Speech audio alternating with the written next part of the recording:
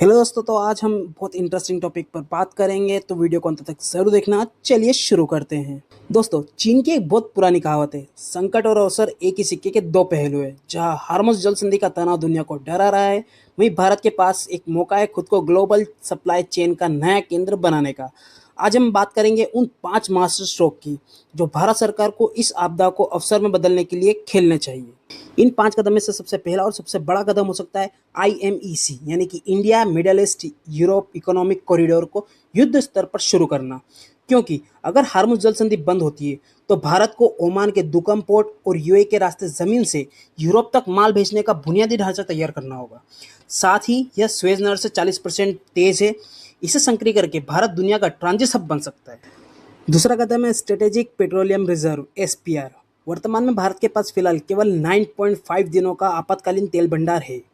ऐसे में भारत सरकार को निजी कंपनियों के साथ मिलकर फेज 2 चंडीखोल और पाडूर को तुरंत पूरा करके कम से कम 90 दिनों का ऑयल बैकअप रखना चाहिए।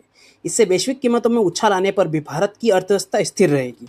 तीसरा मास्टर शो के नए रास्तों का चुनाव करना। हमारी हार्मुज पर निर्भरता कम करने के लिए भारत को रूस से पाइपलाइन और आर्कटिक रूट पर बात करनी चाहिए।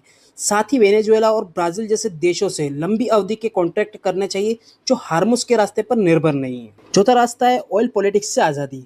भारत सरकार को नेशनल ग्रीन हाइड्रोजन मिशन की गति को दोगुना कर अपनी ऊर्जा का 30% हिस्सा 2030 तक रिन्यूएबल और हाइड्रोजन पर शिफ्ट कर देना चाहिए।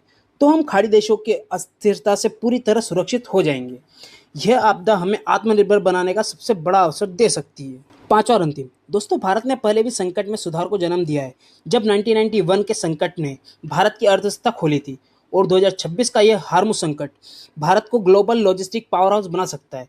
क्या आपको लगता है कि भारत इस अवसर का लाभ उठा पाएगा? अपनी राय नीचे कमेंट में जरूर दें। इस जानकारी को शेयर करें, साथ ही वीडियो को लाइक, चैनल को सब्सक्राइब जरूर करें। जय